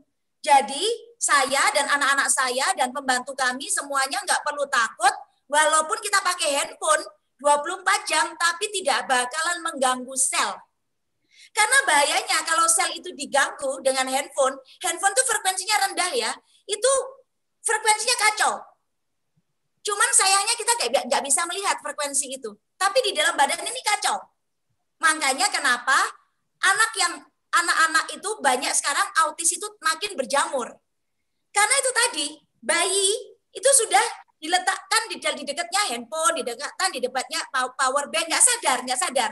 Mamanya juga pegang handphone, pegang komputer pada saat hamil ya seperti itu, sehingga pada saat anaknya ini lahir frekuensinya tuh udah kacau, yang nggak heran dia jadi keluar jadi anak hiperaktif, jadi anak autis seperti itu. Nah caranya bagaimana? Nah itu ditaruh 4 sisi di ujung-ujung ruangan ya, 100 meter kali 100 meter itu kan besar banget gitu ya. Nah itu ketika anak ini ada di situ terus, dia akan mengalami satu frekuensi yang harmonis. Nah frekuensi yang harmonis ini membuat anak itu nggak bakalan emosi. Nah tantrumnya bisa turun. Nah, ketika tantrumnya bisa turun, anak ini bisa menerima pelajaran dengan baik. Coba anak-anak yang hiperaktif. Zaman sekarang, orang tua apa keluhannya? Anakku dikeluarin dari kelas karena ribut melulu, ganggu temannya. Gitu loh. Nah, ganggu temannya ini kalau nggak ditenangkan, ya itu nggak bisa. Jadi ditenangkan dengan alfaspin. Ada yang bentuk kalung, bisa dipakai seperti punya Bu Ari itu. Kayak gitu. Nah, itu bisa tenang dengan sendirinya. Kayak gitu, Bapak Ibu. Jadi lumayan kan, anak ini ketika tenang, dia bisa menerima pelajaran dengan baik. Seperti itu. Gitu. Nah, terus berikutnya, slide berikutnya Bu Ari. Slide berikutnya. Oke, selain untuk fungsi itu, alpha speed ini berguna untuk merestruktur molekul cairan. Jadi di dalam tubuh ini kan cairan ya paling banyak ya, 85%. Nah, cairannya ini cairan hidup atau cairan mati. Kalau Bapak Ibu minumnya air biasa, cairan itu dead water. Dead water itu kelihatannya dari mana? Struktur molekulnya. Struktur molekulnya tuh jelek. Kalau Bapak Ibu lihat di sebelah kiri, itu air biasa. Itu struktur molekulnya jelek seperti itu. Nah, tetapi ketika air ini ditaruh di atas alpha spin atau dilewatkan di alpha spin, maka struktur molekulnya jadi cantik. Seperti yang di sebelah ini, sebelah kanan. Nah, itu bentuknya seperti kristal yang cantik. Nah, ini namanya living water. Kayak gitu. Nah, anak saya mulai tahun 2014 itu minum terus air alpha spin. Jadi di dalam tubuhnya dia bereaksi. Coba lihat apa pengaruhnya, sel darah. Sel darah itu kalau tanpa alpha spin ya airnya, dia akan sel darahnya tuh menggumpal. Jadinya pengentalan. Nah ujung-ujungnya nanti bisa stroke, bisa darah tinggi lah, bisa macam-macam kayak gitu. Tetapi kalau airnya itu dilewatkan alpha spin, sel darahnya itu jadi terpisah-pisah. Nah, sel darah yang terpisah-pisah ini oksigen bisa lewat di antaranya. Makanya dibilang living water, karena water yang mengandung oksigen. Kayak gitu, Bapak Ibu. Nah, jadi saya nggak perlu bingung. Ini barang bagus, gitu loh. Ya kalau bagus, kenapa enggak saya pakai? Apalagi ini nggak ada kadaluarsanya. Jadi sekali beli untuk selamanya. Seperti itu. Nah, kalau misalnya saya beli, saya bukan mempengaruhi Bapak Ibu untuk beli juga. Terserah saja Bapak Ibu pilihannya. Tapi saya untuk demi masa depan anakku dan demi kesehatan saya beli di barang. Saya beli di barang. Saya lihat langsung dari sisi barangnya memang bagus. Seperti itu. Jadi data adanya saya sharingkan. Seperti itu ya Bapak Ibu. Oke, nah itu yang saya bilang terapi alami. Jadi kalau boleh disimpulkan, terapi alami itu adalah begini. Alami itu datang dari mana? Dari pikiran kita dulu. Dari sini dulu Bapak Ibu. Pikiran Bapak Ibu positif atau negatif terhadap anak Anda sendiri. Kalau positif, percayalah anak ini akan jadi anak luar biasa. Percayalah anak ini anugerah Tuhan, hadiah Tuhan, nggak perlu disembunyikan. Anak ini harus bisa diterima oleh papa mamanya. Supaya penolong pertama untuk anak ini adalah papa mamanya sendiri. Betul ya, kayak gitu loh. Orang lain boleh nggak percaya sama anak saya. Berapa banyak orang lain yang meragukan Sila.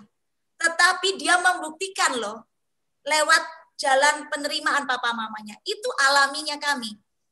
Seperti itu. Alami yang kedua, yang berikutnya adalah ya alfa meta, itu beras. Ya, kalau kita nggak makan alfa meta, beli beras juga kan. Sama aja, itu hal yang alami. Bukan obat loh, bukan obat. Kayak gitu. Nah, Vitomix apa? Sayur buah. Cuma dalam rupa bentuk yang berbeda. Sekarang kan dunia modern, kayak gitu. Ya, sayur buah kita makan seperti biasa, tapi kan kurang gitu loh asupannya. Nah, apa salahnya? Kayak gitu. Karena ini barang alami, kayak gitu. Nah, yang ketiga alpha speed alami juga. Karena kita hidup ini di tengah gelombang frekuensi. Nah, kalau ada gelombang frekuensi yang buruk, ya kita cari dong gelombang frekuensinya yang bagus gitu loh. Yang bagus itu ada di desa, di pegunungan, di dekat air terjun. Masa anak kita mau dibawa ke sana terus-terusan? Kan nggak mungkin gitu loh. Nah, kalau ada yang namanya alpha spin, dia terbukti punya gelombang frekuensi yang bagus, apa salahnya?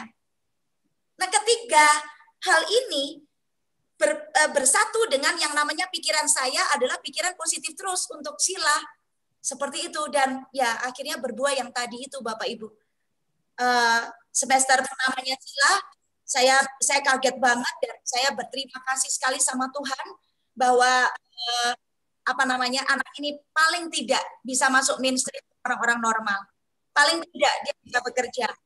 Walaupun tidak hilang semuanya loh. Jadi kalau kita ngomong sama saya ya, kalau Sila ngomong sama saya, itu dia suka mulutnya itu ikut bicara dulu. Jadi dia menirukan. Jadi menirukan sambil dia merekam.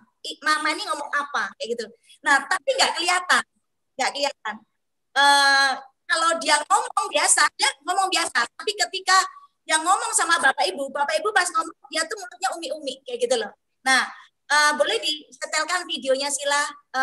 Dia nggak les bahasa Inggris ya Bapak Ibu ya. Sorry, dia nggak les bahasa Inggris, tapi dia cuma belajar di Robert Power 3 hari doang. 3 hari doang waktu itu dia jadi dipilih mewakili Indonesia untuk jadi ikut lomba Miss Multinational di India. Nah, dia terpilih satu-satunya gitu kan. Nah, kemudian dia dapat les 3 hari untuk memfasihkan bahasa Inggrisnya. Dan saya juga kaget. Loh, ketika di India saya kunjungin, lah kok anak ini sudah nyerocos pakai bahasa Inggris. Dia kurang lebih 2 minggu di karantina di India. Coba silakan dengarkan. Good morning everyone, my name is Stephanie Angela, your Miss Multinational Indonesia 2018. And I would like to say thank you to everyone who supports me, from Indonesia Model Health who has given me the opportunity to represent Indonesia on the Miss Multinational stage. Also, I'd like to say thank you to John Robert Power, to Classic Photo ID, to Om Deni Wirawan, to Bunda Novi, to so many persons, and also Kak Kresno, my childhood friend, and he gave me the opportunity that I can be right here, stand in here, represent Indonesia.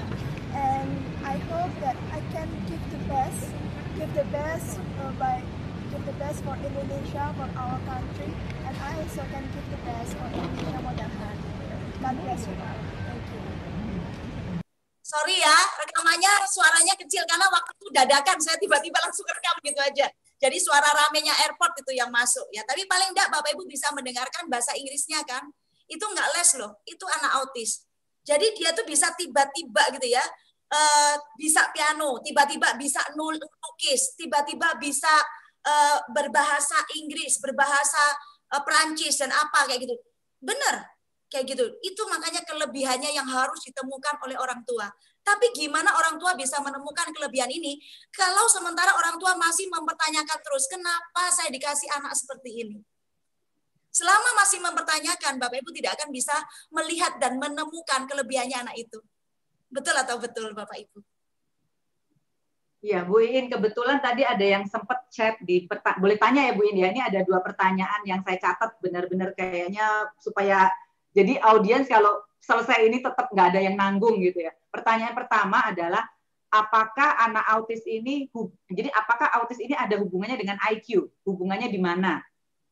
Terus yang kedua sekalian, kalau dia ada alergi makanan tertentu, masih bolehkah makan makanan tadi, Alpha PSP dengan Vitomax? Ya, oke. Saya jawab yang pertama ya.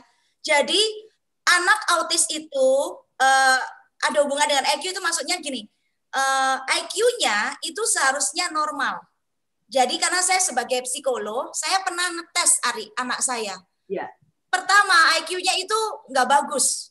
Jadi 70 kayak gitu ya. Nah, 70 itu batas ambang. Jadi di bawah 70 itu anak yang imbisil, anak debil itu ya sebutannya ya, itu yang retardasi mental. Jadi kalau anak retardasi mental ini IQ-nya pasti rendah semua, kayak gitu. Nah, tetapi pada waktu itu saya melihat bahwa Sila itu bukan karena IQ-nya yang jelek, tapi karena dia tidak mampu memahami perintah-perintah tes IQ. Nangkap ya? Kan tes IQ itu ada diperintahkan. Oke, misalnya ini kotak-kotak ini kamu temukan yang garis-garis hitamnya bayangannya di mana atau apa kayak gitu. Atau ini ada susunan kata-kata harus dihafalkan, kemudian yang kamu ingat yang mana kamu tulis misalnya, contoh kayak gitu ya. Itu contoh tes IQ gitu. Nah, dia gagal memahami perintahnya. Nah, karena dia gagal memahami perintahnya, dia ngawur kan jawabnya kan. Nah, karena ngawur jawabnya jadinya jelek kan. Nah, jadi itu saya nggak anggap. Saya nggak anggap karena sila belum terterapi dengan bagus. Nah, kemudian setelah sila terterapi ya, jadi sudah terapinya dia dengan Kak Kresno itu dia berhenti di usia 4 tahun. Jadi 1,5 tahun sampai 4 tahun berhenti. Kemudian terapi dengan saya terus ya. Yang saya bilang terapi ini ya itu tadi yang saya jaga, bagaimana dia ngomong, bagaimana dia harus latihan dengan orang, harus menyapa, harus berani. Dan saya kemana-mana ngasih, itu saya kan dulu dosen ya Bapak Ibu ya, saya kemana-mana ngajar tuh saya ajak sila. Saya ajak. Jadi saya biasakan dia kumpul dengan mahasiswa-mahasiswaku kayak gitu. Jadi saya biasakan dia dengan kerumunan. Pertama memang dia nggak nyaman, tapi lama-lama karena terbiasa dan dia belajar berdasarkan imitasi, dia meniru orang-orang yang baik ini. Kayak gitu. Jadi saya memang sengaja memilihkan komunitas lingkungan yang baik supaya dia meniru jadi baik seperti itu. Nah, itu tadi IQ-nya saya tes ulang. Saya tes ulang, akhirnya IQ-nya yang kedua nilainya 110. Nah, 110 udah normal. Nah, padahal biasanya kalau IQ itu tidak mungkin meningkat di atas 10%. Tidak mungkin. Nah, kalau dia meningkat 10% kan dari 70, dia naiknya paling 77, 80 lah ya. Seperti itu gitu loh. Tapi ternyata enggak, dia naik banget. Jadi karena yang dulunya itu nggak bisa dihitung sebagai tes IQ karena dia gagal memahami instruksi. Jadi pertanyaannya, apakah ada hubungan anak autis dengan IQ? Enggak ada. Karena dia tidak ada masalah dengan IQ-nya.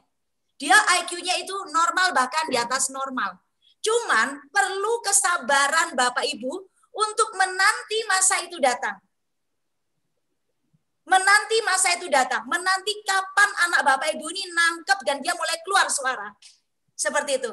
Nah, Alpha Meta, Vitomax, dan Alpha Spin ini mempercepat masa penantian itu.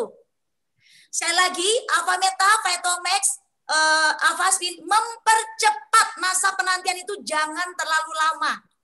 Karena kalau terlalu lama, maka kasihan anaknya. Usianya udah 17 tahun, tapi tingkah lakunya masih 5 tahun. Akhirnya apa? Anak ini dikucilkan di masyarakat, dibully. Sila aja ngalami pembulian loh. Sila aja ngalamin pembulian gitu. Apalagi kalau perbedaannya terlalu jauh antara umur kronologis dengan umur mental. Semakin dibully, semakin dia merasa minder. Seperti itu Bapak Ibu. Jadi come on. Better late than never. Lakukan perbaikan sebisa Bapak Ibu. Kalau Bapak Ibu mau percaya apa yang saya ceritakan ini, mau follow saya, ayo silahkan aja. Yang paling penting itu tadi. Bapak Ibu menerimanya, sudah tidak protes sama Tuhan, dan betul-betul mensyukuri ini anak. Itu lubang pertama yang Anda harus buka supaya berkat Tuhan itu turun. Supaya lubang itu nggak tertutup. Seperti itu Bapak Ibu. Selebihnya, terapinya kalau mau ikut terapi saya yang sifatnya alami, come on, silakan aja. Tapi kembali Bapak Ibu nanti sabar, menunggu akan datang saatnya. Ketika saat itu datang, tiba-tiba semua keterampilan itu bisa. Dulu Sila ya, menghafalkan puisi 1 bait. 1 bait aja loh, bukan 1 puisi gini. 1 bait itu butuh 2 minggu Bapak Ibu. Saya sampai, aduh gimana nggak hampir putus asa ya. Hafal itu susah banget, susah sekali. Nah, sekarang kuliah dia menghafalkan ilmu alam IAD, IBD, apalagi PPKN lah yang apa kayak gitu. Itu dengan cepat sekali sampai nilainya A. Ya. Ini ada pertanyaan Bu In dari Pak Amron. Kebetulan sepertinya beliau ya, ini beliau bertanya. Sebentar, saya ingat saya belum menjawab pertanyaan yang kedua. Yang kedua, ya tentang alergi. Kalau ada alergi, nah anak autis ini biasanya lebih tepatnya begini, makanannya itu harus dijaga, tetapi tidak terlalu diprotek. Dijaga iya, tapi tidak terlalu diprotek. Itu pendapat saya pribadi. Kenapa? Karena kalau anak terlalu diprotek, anaknya sendiri ini sedih, gitu loh. Nah, perasaan sedih ini malah dia hormonnya tuh bukan hormon endorfin yang keluar, bukan hormon bahagia yang keluar. Yang keluar tuh hormon kortisol, tuh racun, kayak gitu loh. Semakin memperparah. Jadi saya berikan pengertian. Sila kalau makan coklat itu Sila akan semakin semakin hiperaktif ya, kemudian semakin sila nggak bisa konsentrasi. Saya jelasin, oke, jadi kamu harus hindarin, kamu nggak boleh coklat ya. Terus kamu nggak boleh tepung, banyak tepung seperti itu ya. Nah, kamu makanya ini kayak gitu. Tapi saya nggak yang larang gimana gitu, enggak seperti itu gitu. Nah, jadi sifatnya itu karena kebiasaan Bapak Ibu. Jadi kalau misalnya Bapak Ibu ada anak ini mau di diet ya, diet makanan tertentu gitu ya, karena alergi itu, it's okay, nggak apa-apa. Tapi kembali ingat, ini alfa meta itu bukan sekedar beras merah yang dijual di pasaran. Ini sudah diproses Bapak Ibu. Jadi di dalamnya kalau tertulis ada karbo, itu bukan berarti karbohidrat yang raw. Karbohidrat mentah yang terdapat di dalam beras merah itu enggak. Ini karbohidrat proses yang sudah diproses. Memang tidak berbahaya untuk dikonsumsi siapapun termasuk anak autis. Demikian juga Vitalmax, ini sudah terproses. Makanya kenapa mahal? Karena prosesnya itu yang lewat teknologi nano itu yang mahal. Jadi nggak bisa, anak saya udah makan sayur banyak kok, nggak perlulah yang begitu, gitu loh. Bedanya di mana? Bedanya di pencernaan. Kalau makan beras merah biasa, pencernaannya lama, penyerapannya lama. Akibatnya di dalam sel itu udah kelaparan duluan sebelum kenyang dia. Kayak gitu. Nah, tetapi kalau ini cepat masuk dalam 30 detik langsung berfungsi. Seperti itu, sehingga dia cepat tertolong. Sel-selnya yang rusak ini cepat tertolong. Seperti itu. Gitu. Jadi perbedaan di pencernaannya. Karena dia makanya disebut ready. Ini ready food gitu loh Bapak Ibu. Karena dia langsung absorbable. Jadi langsung bisa diserap sampai ke inti sel. Dua ini. Nah, dua ini bikinnya harus dicampur air. Ya kan? Harus dicampur air 1 gelas, ini dicampur air 1 gelas. Seperti ini. Nih. Nah, kembali sekarang pertanyaannya, airnya molekulnya apa? Kalau molekulnya besar, sama saja podo wae. Karena kan cair di sini, kalau molekulnya besar, dia nggak bisa masuk lagi di dalam pori-pori sel. Jadi sebagian pasti terbuang di ginjal. Nggak seluruh alfa meta itu masuk ke dalam. Nah, gimana caranya supaya jadi mikromolekul? Dikasih alfaspin. Dikasih alfaspin gitu loh. Jadi dia jadi mikromolekul juga. Nah, ini mikromolekul ketemu mikromolekul. Pas. Masuk semua di badannya sila. Masuk semua di sel-selnya sila. Neurotransmitternya bertumbuh. Akhirnya jadi apa? Ya jadi seperti sekarang ini. Coba Bapak Ibu dengarkan omongan saya. Ini bukan omongan orang jualan obat. Tidak. Ini kenyataan, saya mengerti sendiri, saya analisa sendiri. Oke, ini masuk akal, saya pakai. Kalau nggak masuk akal, saya ngapain juga Bapak Ibu coba-cobain itu anak. Anak nggak bisa buat coba-coba. Karena apa? Taruhannya masa depan. Masa depan anak itu nggak bisa diulang Bapak Ibu. Bagi saya, uang masih bisa dicari. Tapi saya melihat anak saya masa depannya sekarang ini damai Bapak Ibu. Ya paling enggak gitu ya, anak saya bisa bergaul dengan sesamanya, dengan lawan jenis. Minimal saya ada perasaan ya suatu saat Sila bisa berkeluarga. Minimal kalaupun enggak Sila bisa mandiri, bisa cari uang sendiri. Perasaan happy dan peaceful ini, perasaan bahagia dan damai ini tidak bisa diukur dengan uang berapapun.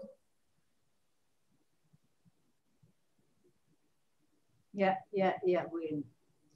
Ini kebetulan tadi kan Bu In menyampaikan air putih. Nah, ini ada pertanyaan saya baca di chat ya di Zoom sini. Pak Amron bertanya, apakah bisa dicampur susu formula, Bu In? Nah, sebaiknya jangan. Karena susu formula itu di dalamnya pasti ada gula. Ya, saya bilang tadi di dalam alfa meta itu ada karbohidrat tapi yang sudah diproses. Jadi nggak sama dengan raw karbohidrat. Nah, di dalam susu formula itu ada gula kan gitu loh. Jadi tidak disarankan untuk dicampur dengan susu formula. Caranya adalah begini, minum dulu alfa metanya.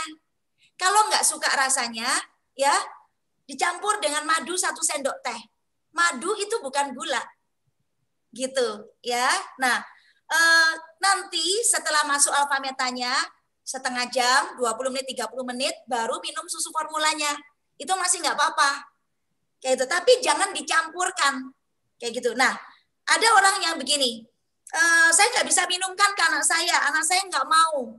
Ya, betul. Ya, saya bilang begini, sekarang harus orang tua yang mengendalikan anak atau anak yang mengendalikan orang tua. Kan anak ini masih kecil. Jadi kalau sampai dia yang mengendalikan kita, ya mohon maaf ya Bapak Ibu, ya salahnya kita.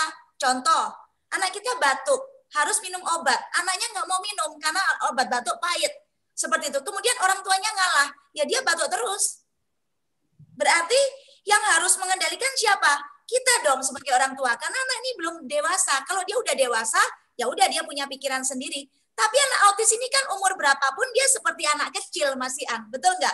Jadi kita yang mesti cari cara, pinter-pinternya cari cara seperti itu.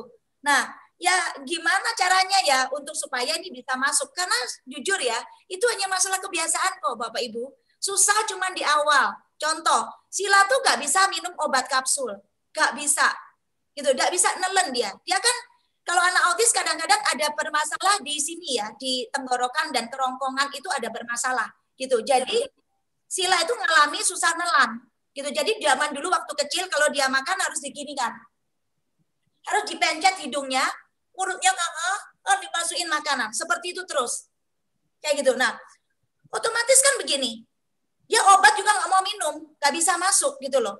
Nah, karena kita berpikir kita mau terus-terusin kayak gini terus nggak benar kan? Dia masa minum kayak gitu terus. Ya, jadi akhirnya saya cari jalan gitu ya, dicampur apa pisang kek, dicampur apa, yang penting bisa masuk seperti itu.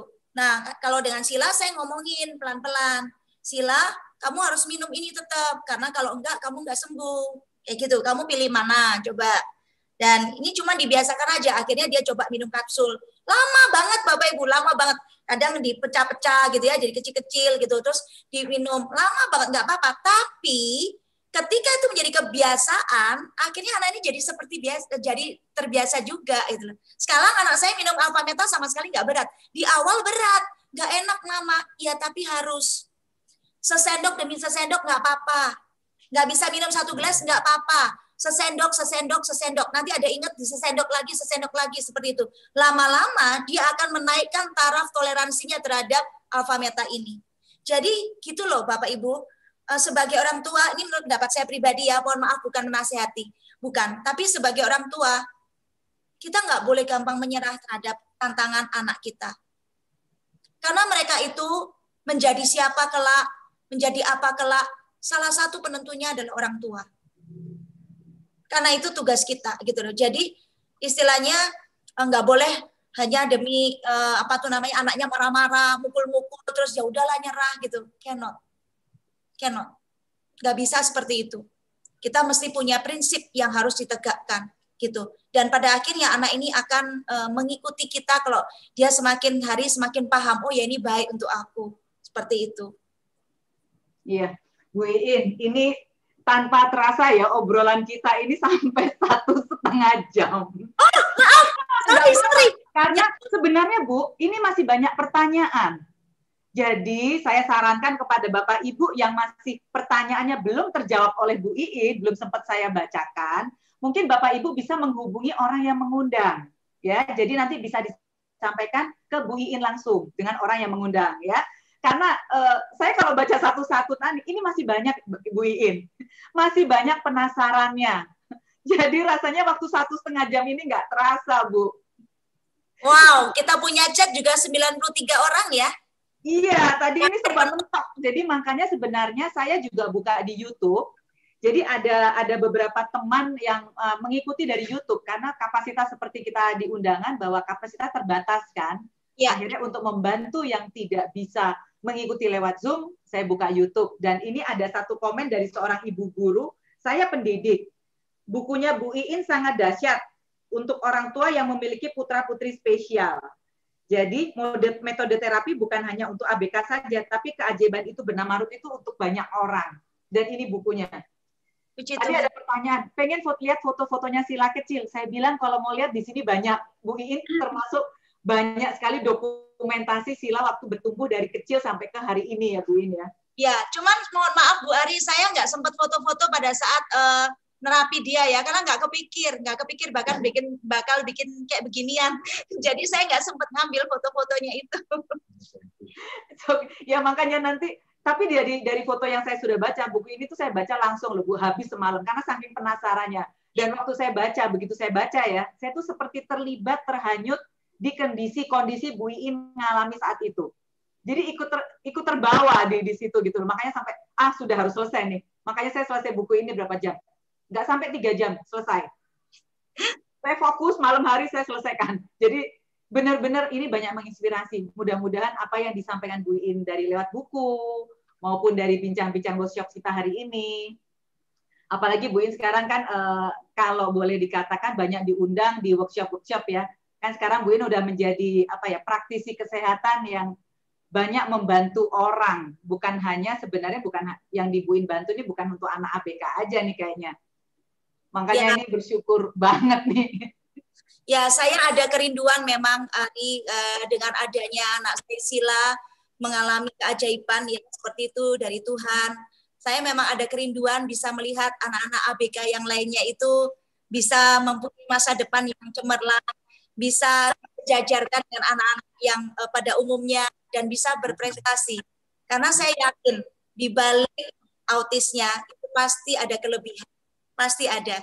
Ya salah satu contohnya ke Dili yang juaranya American Idol itu kan dia bisa menginspirasi dunia. Dia bisa mengajak dunia itu happy dengan piano dan suaranya yang begitu indah. Padahal kalau kita lihat orangnya ya kalau itu secara fisik memang kelihatan ya. Kalau Sila ini untung karena terterapi dengan cepat jadi secara fisik nggak sampai terlihat seperti itu. Ya, thank you Bu Iin. Terima kasih banyak waktunya. Mudah-mudahan bukan mudah-mudahan lagi lah, semoga ya. Ini kita tuh perbincangan sore hari ini tuh bisa memberikan harapan. Setidaknya banyak orang tua yang tadi ikutan, ini saya yakin banget masih banyak orang tua yang seperti kayak hilang harapan, tapi sore hari ini melalui bincang-bincang yang disampaikan Bu Iin tadi, pengalaman Ibu Iin, itu bisa membantu memberikan harapan lagi, memberikan semangat lagi buat para orang tua ABK untuk menerapi anaknya, dan menjadikan anaknya anak yang normal kembali. Baik, sekian ya. Kalau gitu langsung kita tutup saja. Terima kasih sekali lagi Bu Iin atas waktunya. Ya, terima kasih sharingnya. Baik, terima kasih buat semuanya. Selamat sore. Mohon maaf ya kalau nggak sempat terjawab. Nanti menghubungi yang mengundang Anda. Jadi ya, kalau mau cerita lengkapnya boleh dari buku saya sudah ada kok di Gramedia, tapi tidak di setiap Gramedia ya. Ada di beberapa, misalnya contoh di Jakarta itu ngambil tempat-tempat tertentu yang ramai seperti itu ada di Gramedia. Silakan aja dicari. Baik, terima kasih. Baik, selamat sore semuanya. Selamat sore Bu Iin. Salam buat Pak Lutfi, salam buat Sila, dan salam buat kakaknya Nadia. Sore. Thank you.